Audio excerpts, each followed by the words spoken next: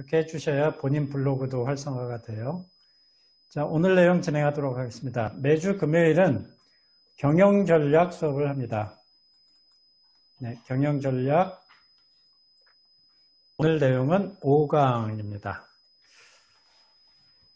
자, 경영에 대해서, 전략에 대해서 알아보는 시간이고요. 지난 시간에 전략의 이해라는 제목으로 진행을 했어요. 오늘은 전략과 전술의 차이에 대해서 알아보도록 하겠습니다. 비즈니스는 제가 경쟁의 무대, 전쟁이라고 했어요. 이 전쟁에서 승리를 하려면 전략과 전술이 있어야 됩니다. 아무리 좋은 뜻을 갖고 있어도 그거를 목표를 달성해 나갈 전략이 없으면 성공하기 힘들죠. 목표를 달성하기 어렵다는 얘기입니다. 지금 하이센이라고 10호 태풍이 온다는데 10호 태풍이 온다 그러면 그것도 하나의 도전이죠. 자, 태풍의 피해를 없애기 위해서 어떤 전략을 가질 건지 또 어떤 전술을 가질 건지 한번 생각을 해볼 수도 있죠. 자, 내 경영 목표를 달성해 나가기 위해서 어떤 전략을 펼칠 것인지를 한번 알아보는 거예요.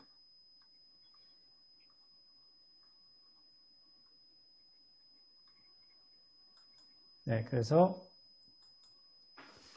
전략과 전술에 대한 이해를 확고히 하는 시간을 오늘 시간 갖도록 하겠습니다.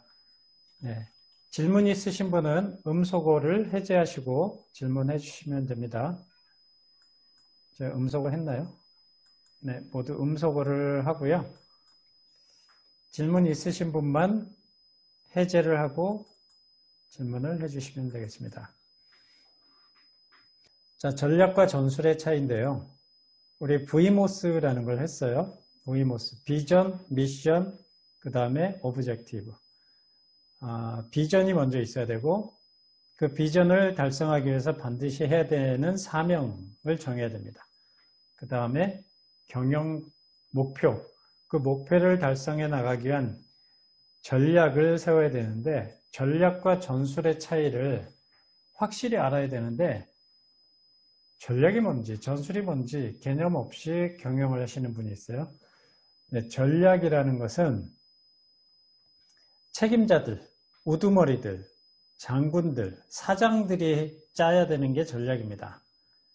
머리 좋은 직원이 짜는 게 아니에요. 사장이 짜는 거예요. 우두머리들이 짜는 게 전략입니다. 전술은 직원들이 행하는 기술들, 행위들 이런 게 전술이에요. 자, 그래서 전략과 전술을 오늘 확실히 좀 이해하는 시간을 갖도록 하겠습니다.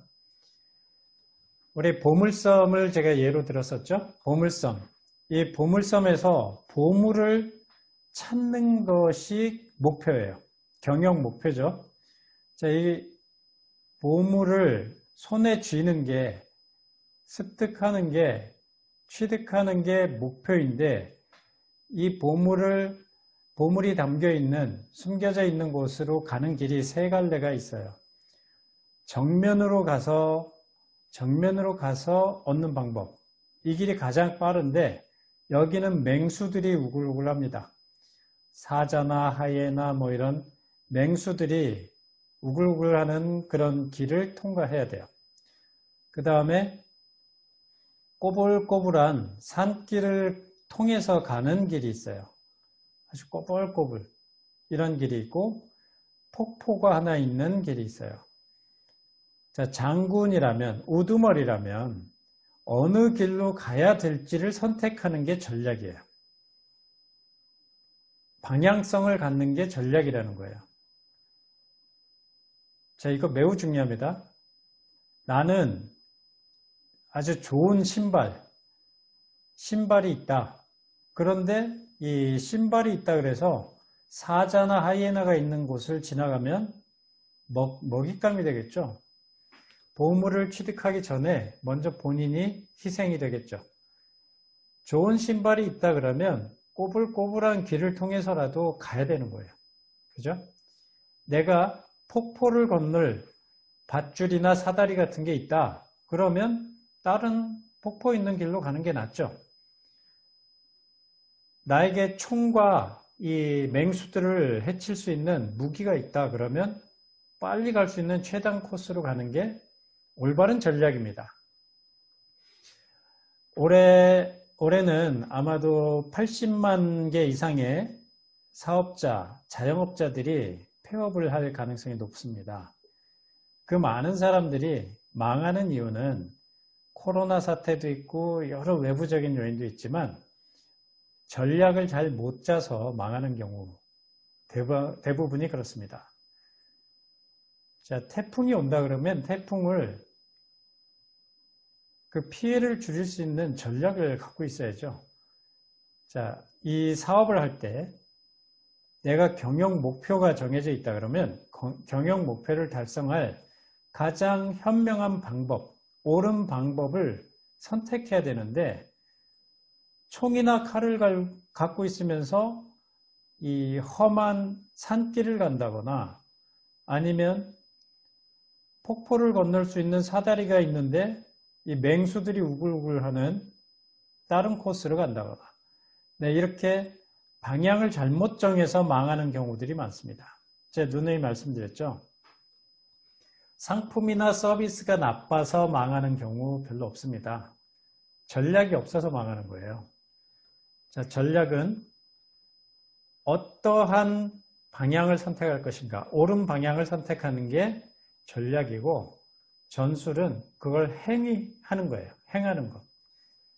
자, 전략과 전술을 한번 보도록 하겠습니다. 전략이라는 것은 어떻게 추진해 나갈지 방향을 설정하는 게 전략이에요.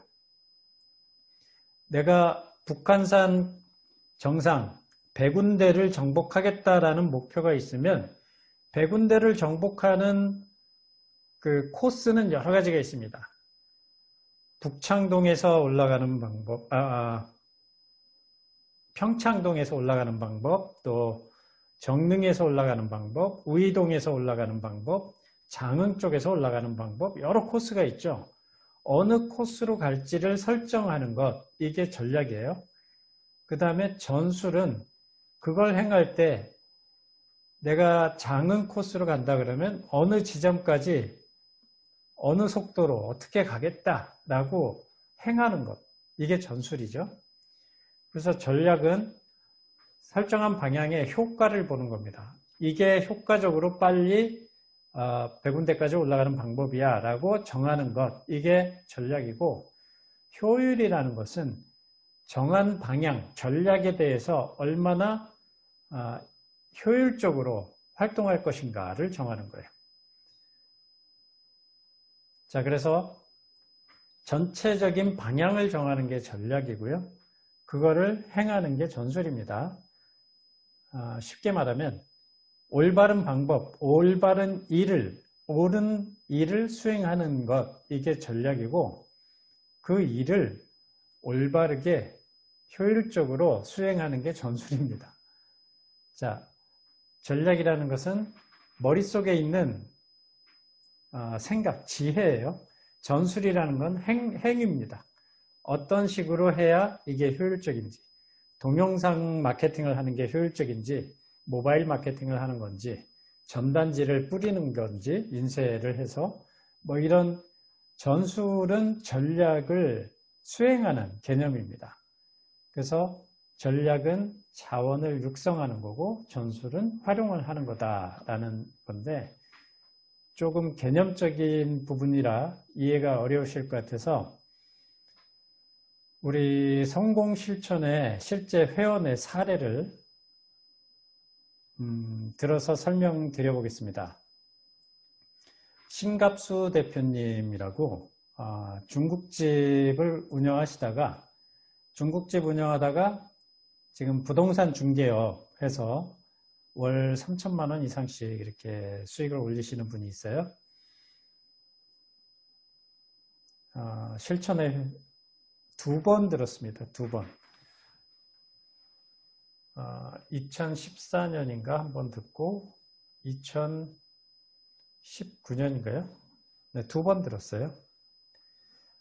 자, 이분의 사례를 통해서 설명드릴 테니까 내 거에 적용을 한번 해보시는 거예요.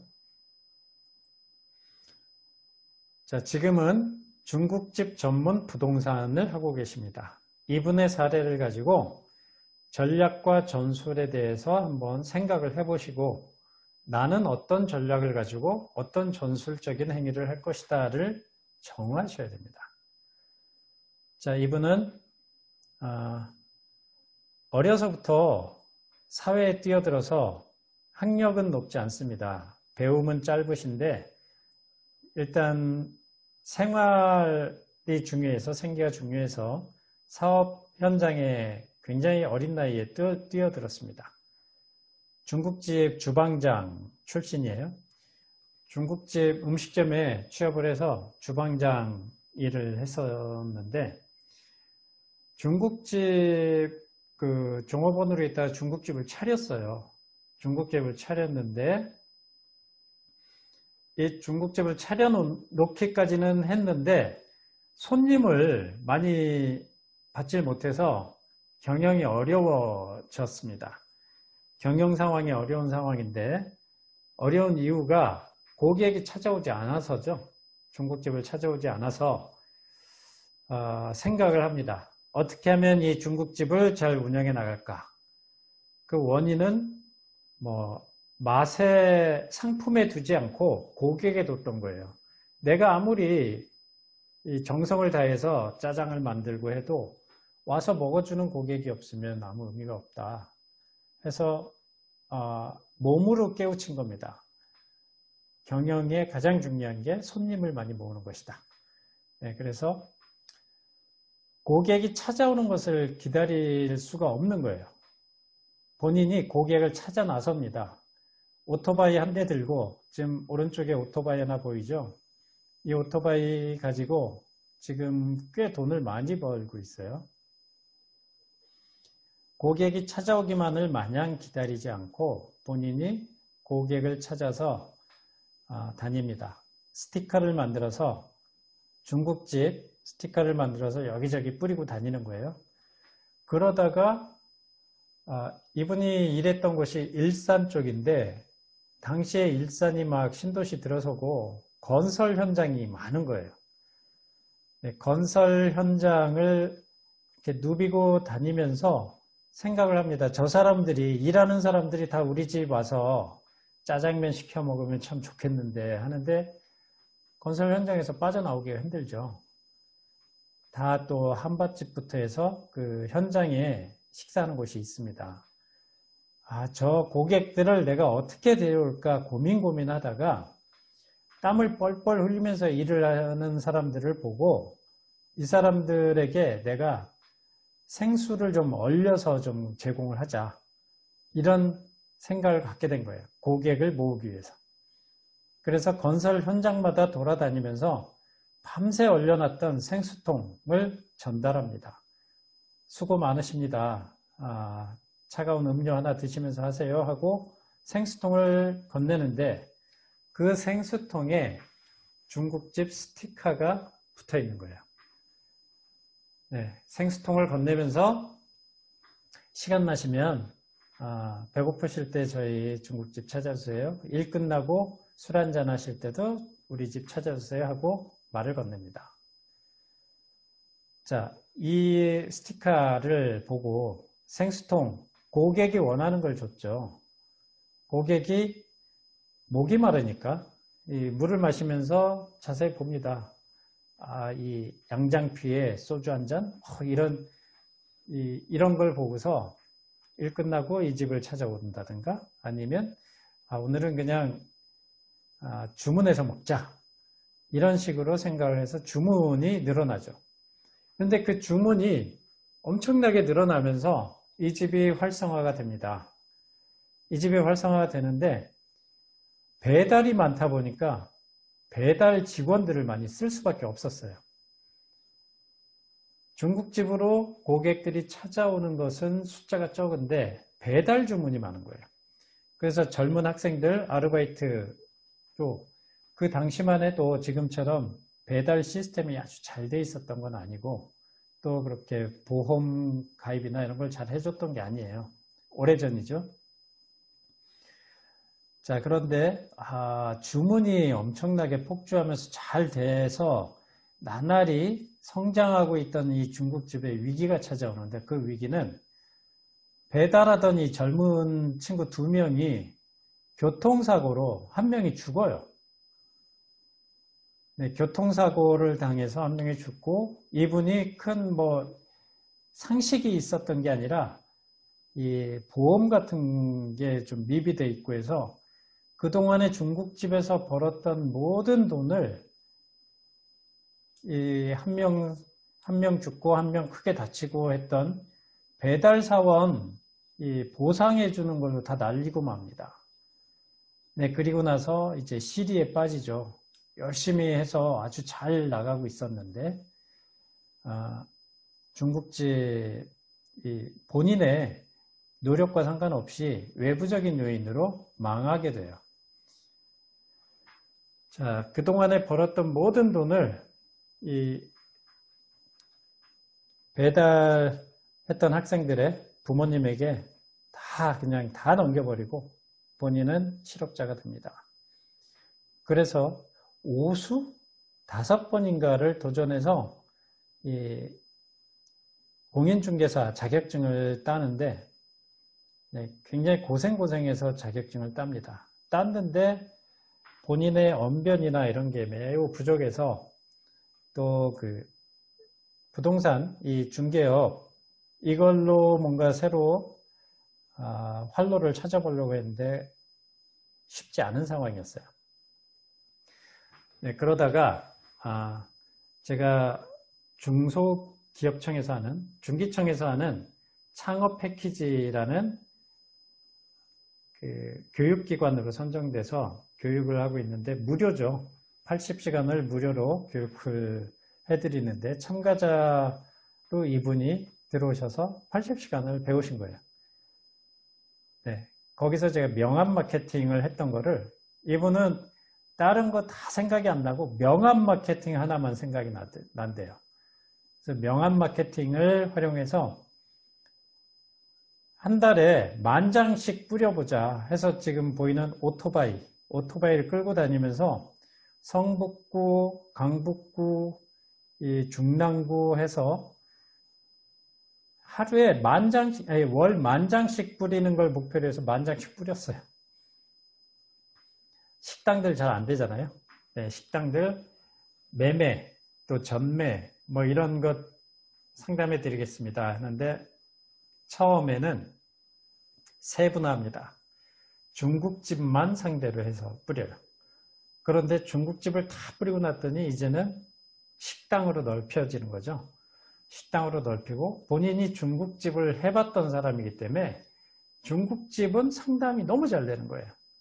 그 다음에 이제 식당, 중국집 상담을 하고 그 실력이 쌓이고, 상담 실력이 쌓이고 하다 보니까 이제 식당으로 넓히고, 그 식당으로 넓히면서 계속해서 뿌립니다. 월 10,000장씩 뿌리자. 명함을 1년에 12만 장 이상을 뿌린 거죠. 네, 양으로 승부를 한 거예요. 그러니까 이 한강 이북 쪽에서는 이 사람의 명함을 안 받은 사람이 없을 정도로 식당 하는 사람들은 이분을 알게 된 거예요. 주문이 쏟아지죠. 우리 장사한 데서 식당 팔고 싶은데 어떻게 해야 됩니까? 부터 해서 이런 전화 굉장히 많이 들어옵니다. 자, 월 3,000 이상씩 수익을 얻게 되는 계기가 됐던 거는 명함을 나는 뿌린다라는 전략을 세웠던 거고, 그 명함을 10,000장 이상 이 강북구에 한 바퀴 돌고 성북구에 한 바퀴 돌고 나름대로 활동할 수 있는 이정표 그 수치를 세워놓은 거예요. 자, 전략과 전술을 한번 생각해 볼까요? 중국집을 운영할 때 손님들이 찾아오지 않으니까 손님을 찾아갔죠. 어떤 손님을 찾았냐면 건설 현장을 찾게 됐고, 건설 현장에 얼린 생수통을 전달하는 걸 목표로 해서 매일 밤마다 냉장고에 엄청난 생수를 얼리기 시작합니다. 자, 생수통을 얼린다부터 해서 이런 건 전술적인 거고 방향을 정하는 거죠.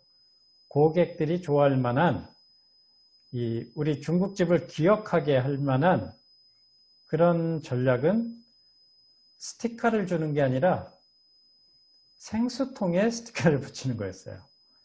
자, 전략을 잘 짜셔야 된다는 거죠. 자, 그리고 중국집이 또 망하고 나서 부동산 할 때는 명함을 이 식당들에게 투척하는 거예요. 이 오토바이 타고 다니면서 온갖 식당에 다 뿌려댑니다. 식당 장사 안 되시죠? 어려우신 분 아주 좋은 가격에 매매해 드리겠습니다부터 해서 명함이라는 거 소지하기 쉽잖아요. 이거를 계속 투척하고 다녔습니다. 자, 이분이 하도 이렇게 해대니까 식당 전문의 부동산은 이곳으로 각인이 된 거예요. 너무나 많이들 뿌려대니까. 자, 전략은 건설 현장에 시원한 생수를 공급한다. 중국집 할 땐 이거였죠. 그 다음에 부동산 할 때는 식당 상대로 명함을 투척한다 라는 전략을 세운 겁니다. 전술은 생수병에 스티커를 붙이는 행위, 명함을 돌리는 행위, 이게 전술이죠. 자, 전략과 전술, 이거는 일관되게 관련성이 있어야 돼요. 자, 내가 총을 갖고 있으면 총을 사용하는 전략을 따라야 되는 거죠. 내가 신발을 갖고 있으면, 등산화를 갖고 있으면 산길을 가는 전략을 따라야 됩니다. 전술은 전략을 따라서 하는 거예요.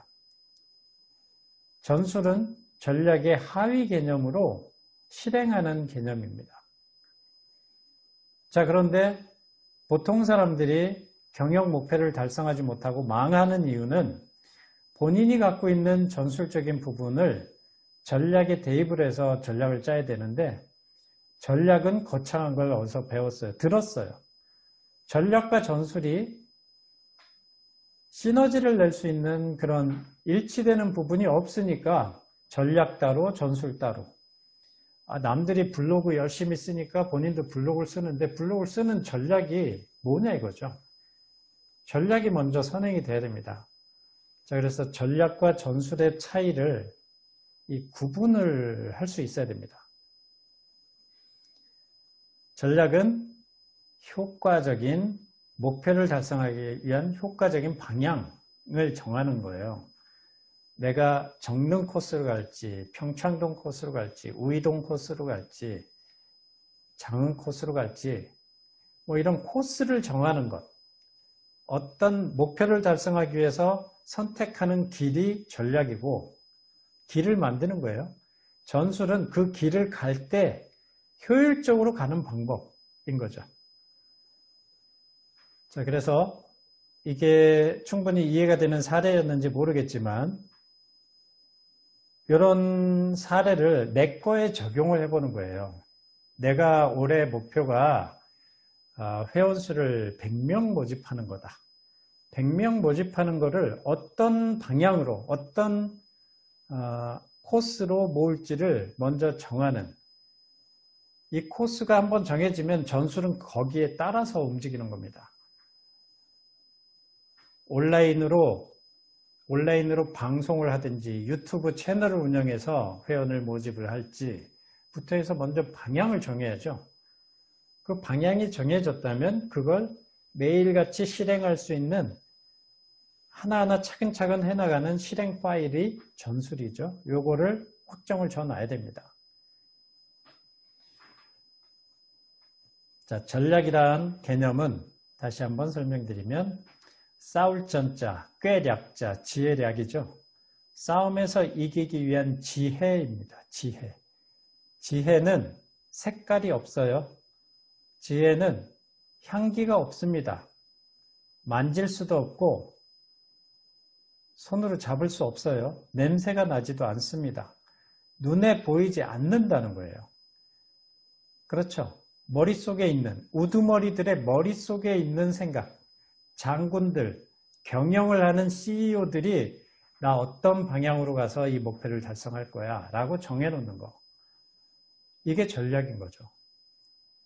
이 전략이 잘못되어 있으면 싸움에서 이기지 못합니다.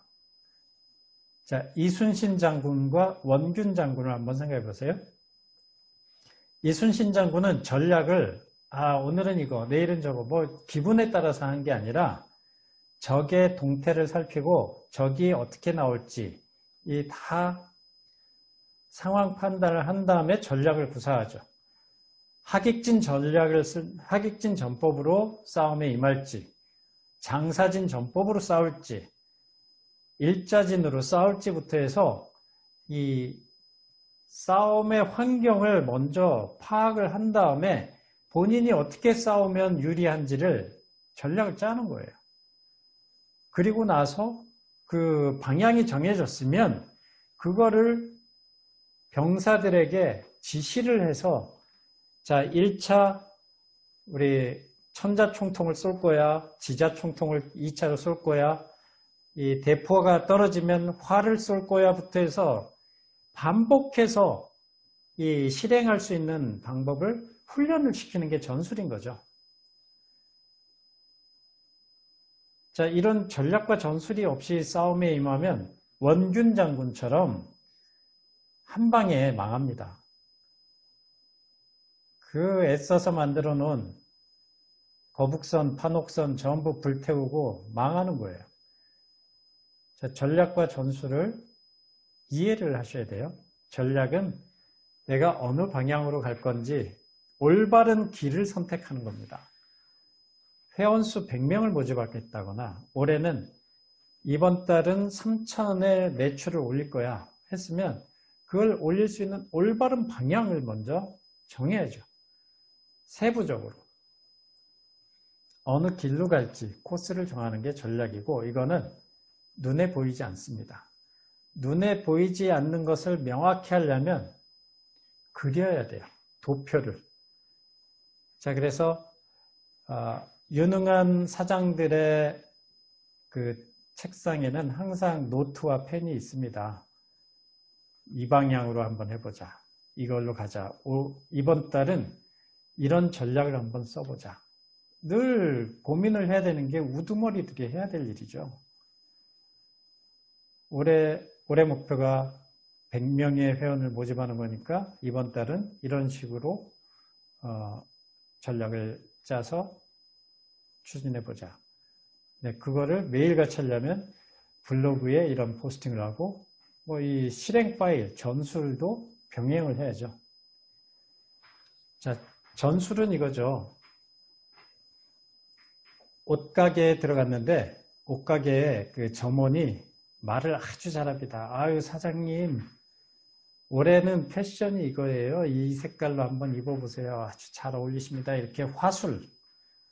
눈에 보이는 행위들은 다 전술이에요.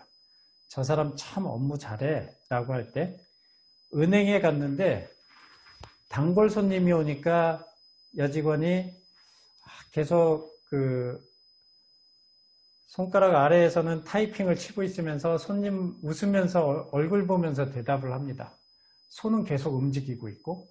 자, 이렇게 매번 반복해서 하면 기술이 느는 것, 이게 전술이에요. 저 사람 업무 잘해 하고 눈에 보이는 모습들은 다 전술적인 겁니다. 총검술도 많이 총을 쏴봐야 원점에서 가까워지죠. 원점도 잡고. 자, 이런 전술적인 거, 싸움의 기술, 제주술자잖아요. 이거는 매뉴얼 만들면 기술이 향상되는 것, 매뉴얼을 정하는 거예요. 전술적인 것은. 손님이 오면 목청껏 외친다 부터 해서 뭔가 정해놓는 거죠. 네, 식당 같은 곳에 손님이 들어가는데 종업원이 아는 채 많채 뭐 이렇게 목소리도 안 들리고 그러면 기분 나쁘죠. 그런데 어서 오십시오 하고 큰 소리로 외치면 뭔가 대접받는 느낌이 들죠. 네, 이런 것들을 매뉴얼화 해놓는 게 바로 전술이에요. 눈에 보이게끔 하는 거. 이런 전략과 전술의 차이를 지금 말씀드리고 있습니다. 그래서 이 전략과 전술이라는 것은 경영 목표를 달성해 나가기 위한 이 개념들이에요. 경영 목표가 먼저 정해져 있어야죠. 이번 달 내 목표는 이거야. 이번 달 목표를 달성하기 위한 전략은 이거고 그걸 매일같이 실행할 수 있는 전술은 이거야 라고 해야 됩니다. 그래서 오늘 제가 드리고 싶은 과제는 이거예요. 내가 정한 경영 목표를 어떤 전략을 가지고 어떻게 매일같이 행할지 전술을 짜는 것. 네, 그러니까 어렵게 생각하지 마시고 내 목표가 있잖아요. 경영 목표. 경영 목표를 띄우시고 그거를 달성해 나가기 위해서 나는 이런 전략을 갖고 있습니다. 우리 동기 회원님, 제가 생각한 이런 전략이 좀 올바른 전략인지 의견 한번 주세요 하고 서로 공유를 좀 해주시면 좋겠어요. 거기에 그 전략을 실행하기 위한 나의 내가 구사하고자 하는 방법들, 전술은 이건데 이것보다 더 좋은 방법이 있으면 혹시 의견 있으시면 의견 좀 주시기 바랍니다. 라고 우리 이 싸움에 대한 전략 회의를 한번 하는 시간을 갖도록 하죠. 과제는 그거예요. 내 목표는 이건데 그걸 달성해 나가기 위한 내 전략은 이겁니다. 그리고 나는 매일같이 이런 전술, 훈련을 하려고 합니다. 이런 방법으로 실행을 하려고 합니다 하는 것을 공유하는 거예요. 그러면 다른 분들은 잠재 고객이기 때문에 잠재 고객의 개념에서 댓글 의견을 좀 주시는 겁니다. 자, 경영 전략. 제가 전략이라는 전쟁 용어, 전술이라는 전쟁 용어를 동원해서 하는 것은 이 비즈니스 세계, 이게 전쟁과 다르지 않아서 그래요. 내가 족발집을 하고 있으면 우리 동네에 나만 하면 독점인데 나만 하는 게 아니죠. 다른 족발집도 많아요. 그런데 동일 상품, 동일 서비스를 구사하는 것은 전방의 적입니다. 전방의 적, 실제로 직접 부딪히면서 싸우는 거고 후방의 적도 있어요. 후방의 적은 동일한 상품, 내가 족발 식당을 하면 족발이 아닌 족발을 대체할 수 있는 상품을 취급하는 것도 후방의 적이죠. 그렇죠? 후방의 적은 내 상품을 대체하는 상품을 취급하는 것도 경쟁사예요. 나 족발 말고 다른 거 먹고 싶어. 삼겹살 먹고 싶어 하면 삼겹살도 경쟁사라는 거예요. 자, 이 비즈니스라는 세계는 엄청난 경쟁의 무대입니다. 내 상품이 아주 압도적인 경쟁 우위 상품이 아니라 그러면 매번 이 경쟁의 무대에서 치고받고 싸우는 거예요. 실제로 편의점에 들어가 보면 여름철에 편의점에 들어가면 목이 말라서 목이 마른 사람은 생수를 찾죠. 자, 생수의 그 브랜드 아시는 거 뭐뭐 있어요? 생수 브랜드. 생수 많죠? 석수 있고 백삼수 있고 뭐 또 뭐가 있죠? 삼다수. 삼다수 있고 네. 또 뭐가 있어요? 동원. 갑자기. 동원. 네? 동원. 동원 샘물, 에비앙.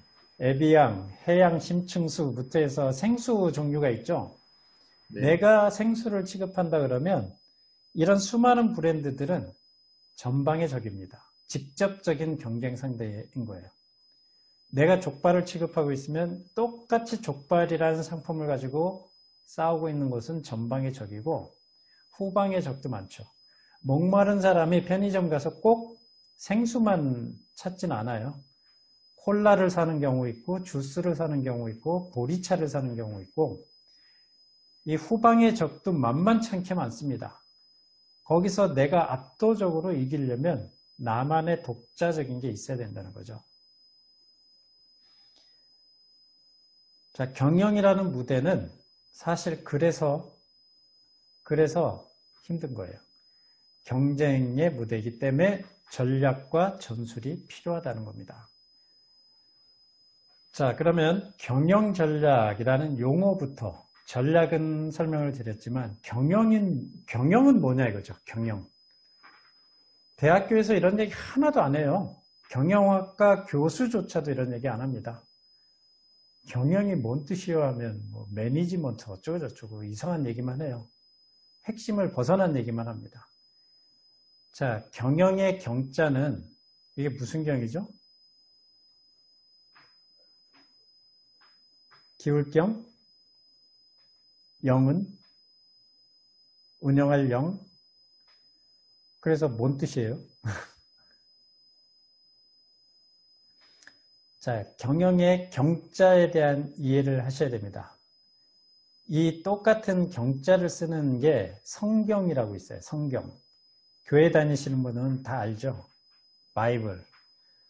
자, 성경은 이걸 성경이라고 해요. 성스러울 성자, 기울 경자. 그죠? 성스러운데 뭐가 성스럽냐 이거죠. 네. 하느님의 계시가 담겨 있는 말씀이 적혀 있는 책자예요. 계시에 의해서 기록된 하느님의 말씀이 성경이에요. 불경은 뭡니까? 불경. 부처님의 말씀, 부처의 교리가 적혀 있는 전적. 자, 조선시대 최초의 법전, 조선이라는 나라를 어떻게 운영해 나갈까 하는 기본 원리 원칙을 적어 놓은 게 경국대전이라고 있습니다. 자, 한자로 똑같은 경자죠. 자, 이 경이라는 것은 원리 원칙, 기초, 기반을 얘기하는 거예요. 기업이나 사업 이런 걸 운영해 나가기 위한 그러니까 기초, 나는 이런 생각을 가지고 회사를 운영할 것이다 하고 기초, 원리 원칙을 세워놓는 거예요. 자, 제가 이 경영의 가장 기초 자료 청사진 만드는 걸 했었죠. 나의 비전은 이겁니다. 우리 회사는 이런 미션을 가지고 운영을 할 겁니다. 라고 밝히는 것, 이 원리 원칙을 정하는 것, 이게 바로 경이에요, 경. 그거를 실행하는 것, 운영하는 게 영입니다. 자, 경영을 못 하시는 이유 아시겠죠? 원리 원칙이 없는 사람은 경영을 못 해요. 원리 원칙을 세우셔야지 그걸 운영하는 거잖아요. 나는 기업 운영을 이런 비전을 가지고 이런 미션을 가지고 운영할 겁니다. 라고 정해야 되는데 경이 없어요. 경. 원리 원칙. 네, 그래서 첫 시간에 했던 게 VMOS를 했던 거예요. 비전, 미션 이런 걸 갖고서 경영에 뛰어들자 이거죠. 내가 그냥 단순히 먹고 살기 위해서 생계형으로 이 식당을 운영하는 게 아니고 이 미용실을 운영하는 게 아니고 내가 이런 타올을 제작하는 게 아니고 다 고객을 위해서. 자, 이 경영을 잘 하시는 분은 공익적인 걸 먼저 생각합니다. 공익적인 걸 표방을 해요. 진짜 무서운 이 사업자, 장사꾼들은 자기 자신도 속여요. 자기 자신도 속을 정도로 자기 자신을 세뇌시켜요. 영혼을 완전히 본인도 속을 정도로, 귀신도 속을 정도로 공익적인 걸 표방을 합니다. 그리고 그렇게 하다 보면 실제로 그렇게 공익적인 활동을 해요. 자, 왜 공익적이어야 되냐면 사익, 이기적인 거는 사람들에게 배척당합니다. 아, 나 혼자 잘 먹고 잘 살 거야 라고 하면 그 회사 안 도와줘요. 사회를 위해서 전라도의 아주 고유의 맛을 뿌리기 위해서 뭐 이런 뭔가 공익적인 걸 표방을 해야 주변에서 도와줍니다. 진짜 현명한 거죠. 공익을 표방을 하셔야 됩니다. 그래서 대한민국은 홍익인간을 표방하잖아요. 자, 이렇게 경이 정해져 있어야 됩니다. 그래야 경영을 잘할 수 있어요. 자, 경영의 경은 원리원칙, 회사를 운영해 나가는 원리원칙을 세우는 게 경이고 그것을 실행하는 게 경영입니다. 이 경영이 얼마나 치열한 무대냐 하면 전쟁과 같아서 전략이 필요하고 전술이 필요한 무대라는 거죠. 자, 전략에 대해서 이제 서서히 결론을 맺겠습니다. 전략은 제가 눈에 보이지 않는다 그랬어요. 복숭아를 보면 여기서 전략은 보이지 않습니다. 눈에 보이지 않는 거죠. 그런데 존재해요.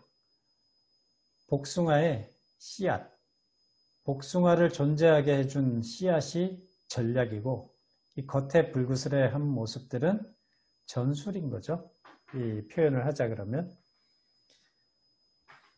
자, 실제로 복숭아를 존재하게 하는 것, 전쟁을 승리로 이끌게 하는 것은 전략에 있는 거지 전술에 있는 게 아니에요. 전략과 전술의 비중은 7대 3이에요. 병사들이 아무리 잘 싸워도 장군이 이 싸움을, 우리 병사들을 사지로 몰아놓고 싸우면 안 되죠. 죽음으로 몰아놓고 험지에서 싸우라 그러면 안 되는 거예요. 반드시 이길 수 있는 그런 기획, 이걸 갖춰 놓고 싸워야 되는데 전략이 없이 무조건 싸운다는 거죠. 열심히 하면 되겠지. 안 돼요. 그냥 열심히 하는 게 아니라 반드시 되게끔 하는 요소를 갖추고 그런 방향으로 해야 됩니다. 열심히 달려봐야 방향이 잘못되어 있으면 낭떠러지로 떨어져요. 정상을 향해서 가야 되는데 낭떠러지로 마구 달려봐야, 열심히 해봐야 다시 옳은 길을 찾아오는데 시간이 걸린다는 거죠. 자, 사업을 하신다 그러면, 내가 창업을 한다 그러면 먼저 이런 올바른 전략부터 학습을 해야 됩니다. 자, 이 전략을 이제 제가 누누이 계속 약자들의 전략, 강자들의 전략 이런 식으로 표현을 하면서 설명을 드릴 겁니다. 대학교에서 4년 동안 학습을 해봐야 경영전략이라고 그냥 말만 경영전략이지 실전에서 어떻게 적용을 해야 되는지 아무것도 안 가르쳐줘요. 아담 스미스의 국부론이 어쩌고 저쩌고 뭐 그런 거 배워봐야 아무짝에 쓸모없는 거예요. 그냥 내 현실에서 우리 동네에서 나는 어떻게 싸우면 이길까? 이거부터 해야죠. 자, 전략은 이겁니다. 전략이 얼마나 중요한지 전략에 대한 이해를 하기 위한 그런 시간이에요. 자동차 왕이라고 하죠. 헨리 포드. 100년 전에 그 미국의 뉴욕은 소하고 말들이 다니면서 소나 말에다가 짐을 싣고 이동하는 운반수단이었어요. 그런데 이 소나 말이 시내를 돌아다니면서 분뇨, 똥을 싸대니까 위생적이지도 않고 냄새나고 더러운 거예요. 자, 이때 자동차, 엔진이 만들어지고 자동차가 나왔는데 헨리 포드는 대량으로 생산하는 체제를 만들죠. 티카라는 국민차를 만들면서. 그래서 컨베이어 시스템부터 해서 완전히 현대식의 그 대량 생산 개념을 만든 게 헨리 포드입니다. 시간을 단축하고, 획기적인 생산 시스템을 구축하다 보니까 다른 여타 자동차 회사들이 한 500여 개 있었던 초기에 미국의 자동차 회사들이 다 망하고 남은 것들이 제너럴 모터스라고 자동차 회사들의 연합체들이 생겨요. 각 그 디자인을 갖고 있는 연합체들이 생기는데 그 GM이 포드의 3분의 1도 안 되는 거예요. 포드가 압도적으로 시장 점유율을 갖고 있었습니다. 미국에서 돌아다니는 웬만한 차는 다 포드 자동차였습니다. 자, 그래서 이 포드는 엄청난 재벌이 돼 있는 사람이 돼 있죠. 그런데 포드가 어떻게 생겼는지 당시의 사람들은 잘 몰랐어요. 지금처럼 SNS가 발달한 것도 아니고 TV도 없었고 이러던 시대이기 때문에 헨리 포드라는 이름은 들었지만 어떻게 생긴 사람인지 모르죠. 자, 헨리 포드가 아침에 산책을 나갑니다.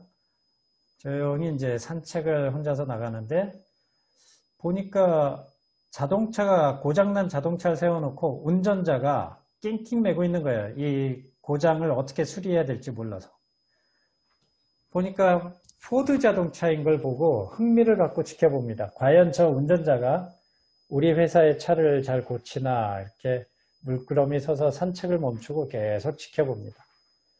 이 운전자는 이 자동차가 멈춰가지고 움직이지 않으니까 계속 여기저기 열었다 닫았다 두드려 봤다 고민을 합니다. 어디가 이상이 있는지를 모르는 거예요. 땀을 뻘뻘 흘리면서 그 밑에서 봤다가 위에서 봤다가 이거저거 두드려 봤다가 하는데 시동이 안 걸리는 거예요. 보다 못한 헨리 포드가 다가섭니다. 그런데 운전자는 이 사람이 그냥 산책하다가 호기심 때문에 들린 사람으로 봤지 이 사람이 헨리 포드인지 모르는 거예요. 자, 100년 전이니까 그럴 수 있죠. 지금처럼 핸드폰이 있었던 것도 아니고 이 시대에 헨리 포드가 어떻게 생긴 놈인지 모르죠. 자, 헨리 포드가 다가와서 제가 한번 손 좀 봐드릴까요? 제가 자동차 좀 아는데. 당연히 알죠. 본인이 설계하고 본인이 만들고 했던 그런 자동차니까 구석구석 잘 알죠. 헨리 포드가 딱 보니까 엔진룸에 나사 하나가 풀어져 있는 거예요. 운전자는 발견하지 못하지만 본인이 만든 거 어디가 이상이 있는지 금방 알아채죠. 그래서 헨리 포드는 그 나사 풀어진 걸 조이고 망치로 한번 툭 치니까 시동이 걸리는 거예요. 불과 1분도 안 돼서 고쳐버립니다. 이 운전자는 깜짝 놀래죠. 본인이 30분 이상, 1시간 가까이 낑낑 매고 있었던 부분을 헨리 포드가 너무도 간단하게 고쳐줍니다. 지나가던 산책이나 하는 사람인 줄 알았는데. 자, 그래서 너무나 고마워서 이 운전자가 헨리 포드에게 물어봅니다. 제가 너무 힘들어했고 이 자동차가 고쳐지지 않았으면 낭패를 볼 뻔했는데 너무 감사합니다. 사례를 좀 하고 싶은데 얼마를 하면 될까요? 했더니 헨리 포드가 진지하게 얘기합니다. 100달러만 내십시오. 100달러가 얼마죠?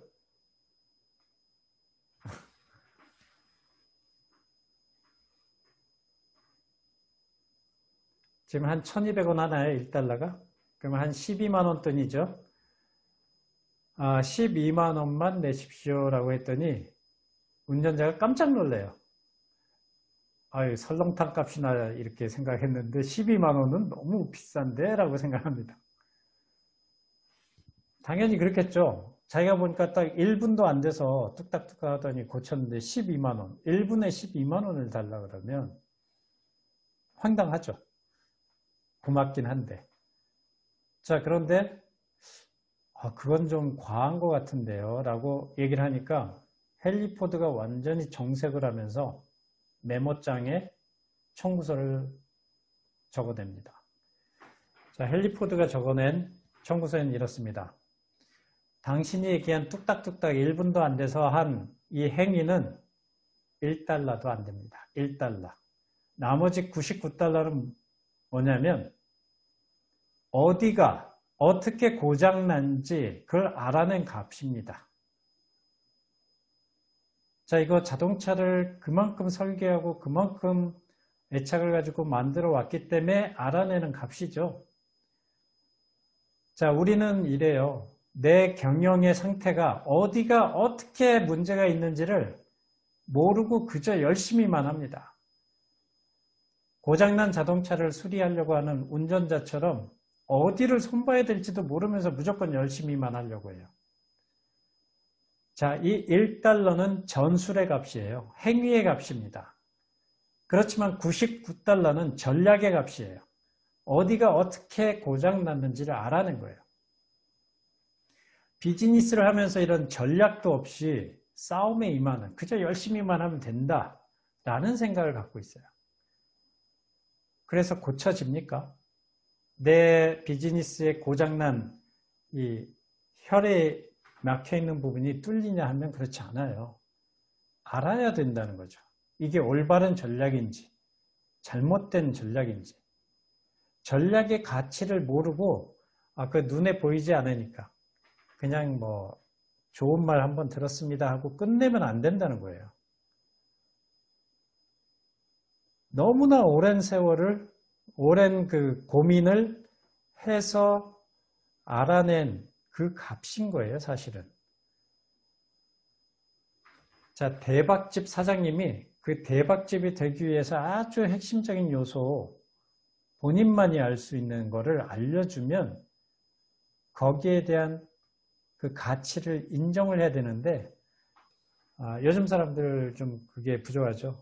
좋은 얘기 잘 들었습니다. 그러면 안 돼요. 자, 그 전략적인 가치, 본인의 값어치를 떨어뜨리면 안 됩니다. 자, 이 헨리 포드의 사례 들었고 전략이라는 거에 대한 이해를 시키고 있는데, 지난 시간 전략 말씀드렸고 오늘은 전략과 전술의 차이를 설명드리고 있어요. 실행하는 거 중요합니다. 그렇지만 올바른 방향으로 실행하지 않으면 열심히 낭떠러지를 향해서 눈에 안대를 끼고 그냥 달려가는 것과 똑같습니다. 위험합니다. 왜 경락 받아보신 적 있을 겁니다. 어디 혈이 뭉쳐 있어가지고 잘 안 움직이고 할 때 경락, 마사지 이런 걸 받는데 고수와 하수의 차이는 간단해요. 경락의 고수들은 어디가 이 사람의 혈이 막혀 있는지, 어디가 막혀 있는지를 보고 그 부분만 집중적으로 풀어줍니다. 그러면 이 시술 받는 사람도 너무나 개운하고 안 아파요. 그런데 이 하수들한테 받으면 어떤지 아세요?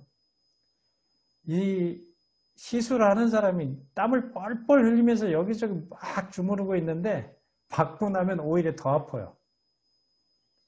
고수와 하수의 차이. 어디가 어떻게 고장난지를 알아내는 것. 어떻게 싸우면 그 싸움에서 이길 수 있는지. 이걸 알아내는 지혜. 이게 전략입니다. 이 전략은 눈에 보이지 않기 때문에 평소에 사람들이 별로 중요하게 여기지 않아요. 오늘 동영상 하나 만들었으니까 나 일 다 했어. 오늘 블로그 포스팅 했으니까 끝. 뭐 이런 식이에요. 그건 경영이 아니에요. 그냥 직원이 하는 일 중에 하나인 거예요. 자, 비즈니스를 하는 CEO, 경영자라면 항상 7대3의 비율로 전략에 대해서 생각을 해야 됩니다. 그리고 종업원 수가 10명 이하인 기업은 한 달에 6시간 이상 직원과 함께 전략 회의를 하셔야 돼요. 방향을 통일시켜야 돼요. 방향이 통일되지 않으면 그냥 따로따로 놀면 효율이 떨어집니다. 이순신 장군은 아주 훈련은 실전처럼 시켜요. 아주 타이트하게. 그리고 맡깁니다. 네, 그런데 이 훈련하는 거 힘들지 하면서 가볍게 훈련을 하면 망해요. 실전에서 병사들의 목숨을 뺏어갑니다. 자, 그러니까 진짜 중요한 거, 뭐에 시간을 써야 되는지, 이 경영자는 전술보다 전략에 더 신경을 많이 쓰고, 그거를 한 달에 한 번씩 규모에 맞게 한 달에 한 번씩 직원들과 함께, 병사들과 함께 회의를 열어줘야 됩니다. 우리 방향은 이렇게 갑니다. 전술적인 부분은 이런 걸 해야 되고, 이런 역할은 누가, 어느 부대장이 해주시고, 어떤 일은 누가 담당을 해주시고, 이 전략 체크는 이렇게 진행하겠습니다부터 해서 한 달에 한 번씩 방향을 똑같이 맞춰줘야 돼요. 대양을 항해하다 보면 아무리 큰 배도 파도에 따라서 방향이 틀어집니다. 목적지로 방향을 한 번씩 맞춰줘야 돼요. 네, 그것처럼 이제 비즈니스라는 세계에 전략도 늘 틀어질 수가 있어요. 하다 보면 환경이 바뀌죠. 태풍이 불어오기도 하고 모르던 지형이 나타나기도 하고 그럴 때 다시 한번 경영 목표, 우리의 목표는 뭐다? 방향을 일정하게 조정해 줘야 됩니다. 자, 전략과 전술에 대한 얘기를 했고요. 과제 드리겠습니다. 과제는 나의 전략과 전술을 한번 구분해 보는 거예요. 우리 신갑수 회원님처럼 실천의 선배죠. 이 중국집 사장님 하다가 부동산 하게 된, 그리고 그 전략과 전술을 나눠서 했잖아요. 내 경영 목표, 이 VMOS에서 비전, 미션, 목표, 전략, 전술, 신조 이렇게 6개 단계로 제가 설명을 드렸죠. 목표가 전략이나 전술보다 상위 개념이에요. 이번 달 우리 목표, 올해의 목표는 뭡니다. 그 목표를 달성해 나가기 위한 방향은 이걸로 갑니다. 이런 길을 택하겠습니다 하는 게 전략이에요. 그 택한 길의 하위 개념으로 우리는 모바일로 할지 온라인으로 할지부터 해서 전술적인 이 총검술이면 총검술도 전술이죠. 어떤 무기를 어떻게 적용할 건지를 정해서 공유를 해보는 거예요. 그거를 가지고 다른 회원님들은 그 목표를 달성하려면 이런 전략이 더 낫지 않겠습니까? 부터 해서 조언을 한번 해주세요. 정답은 없습니다. 그저 더 나은 방향을 선택해 나가는 거예요. 자, 오늘 시간을 제가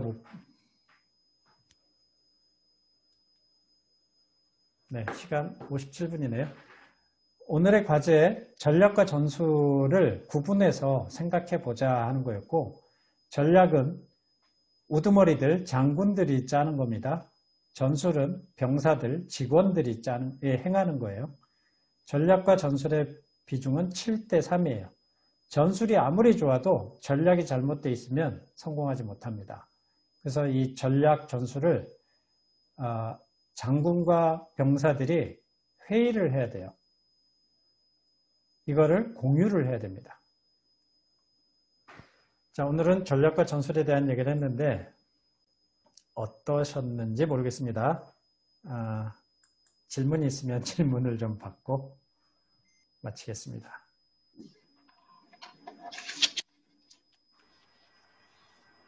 네, 선생님, 저 질문 있습니다. 네. 먼저 하십시오. 먼저 하십시오. 네, 먼저 하세요. 예. 네. 선생님, 전략 전술에서요, 일방향의 설정이 일의 방향이니까 한쪽 방향을 얘기합니까? 일의 방향이에요. 그죠? 그러니까 목표라는 게 있잖아요.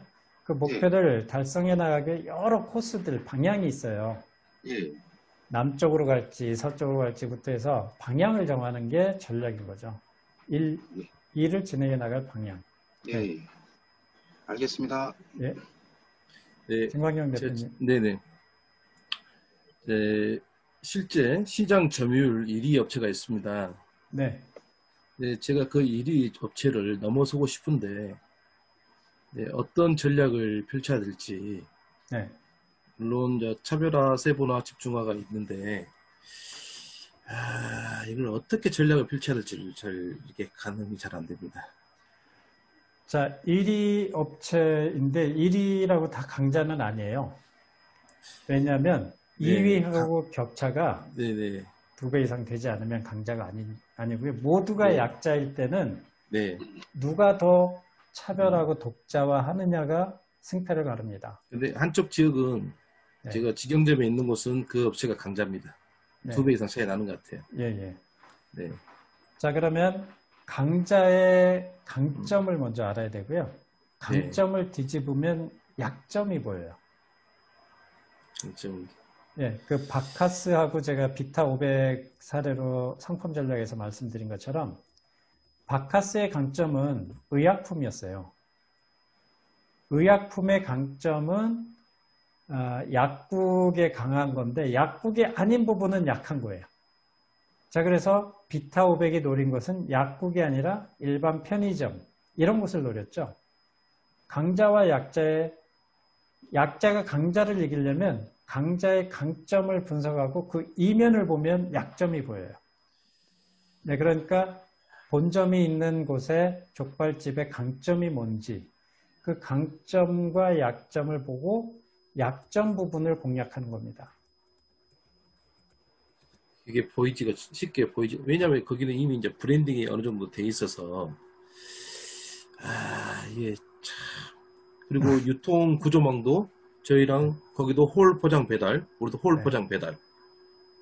근데 약세는 저희가 배달이 거기보다 약세입니다. 배달이. 네. 네, 그런 걸 한번 올려봐 주세요. 그쪽은 이게 강점이고 네, 이런 부분에 대해서 의견들을 한번 좀 받고 싶습니다 해서 의견을 좀 올려주셔야지 다른 분들 전혀 모르잖아요. 우리 진광용 대표님의 상황을. 네. 올려주시고 고민을 같이 해보시면 답이 나올 겁니다. 네. 네, 오늘 처음 들은 이반석 대표님 느낌이 어떠셨나요? 네. 체계적으로 배울 수 있어서 좋았습니다. 체계적으로 아직 하지도 않았는데. 네, 참여해 주셔서 고맙습니다. 네. 자, 과제 안 하시면 그 벌금 있는 거 아시죠? 네, 알고 있습니다. 네. 자, 그 과제를 잘하는 거는 중요하지 않아요. 했냐 안 했냐만 전 중요하게 봅니다. 처음부터 잘할 수 없거든요. 하다 보면 늘어요. 하다 보면 잘하게 됩니다. 자, 그러면 또 질문 없어요? 김재식 대표님, 운전 다 끝났어요? 운전 중이에요? 네, 지금 운전 끝났습니다. 네. 창고에 있어가지고 그냥 하나 먼저 여쭙겠습니다. 그 전략이 제가 생각하는 거는 지금 저도 그 카페 운영 같은 걸 하고 싶은데요. 카페요? 지금 예, 그 빨래방 창업하는 사람들 뭐 모집해서 이제 뭐 정보도 공유하고 하고 있는 사람들, 하고 싶은 사람들. 네이버 카페 이런 카페? 예. 근데 이미 굵직한 그런 카페가 있긴 있어요. 네. 한두 개가 있는데 다른 전략을 펼쳐서 그런 카페를 운영해도 괜찮은지. 이미 크게 자리 잡은 카페들이 있거든요. 그 큰 업체에서 하는 것도 있고, 예, 그 빨래방 하는 사람들 여러 전국에서 모여든 카페도 있고. 자, 그럼 이런 상황에서 규모를 보고 판단하지 마시고 본인이 진짜 좋은 컨텐츠가 있고 운영할 자신 있으면 카페 하세요. 회원수가 많다 그래서 거기가 잘하고 있는 건 아니거든요. 소수로 진짜 알짜배기로 운영하는 것들도 많아요. 네. 카페 하세요. 카페가 필요하면 카페 하는 거죠. 알겠습니다.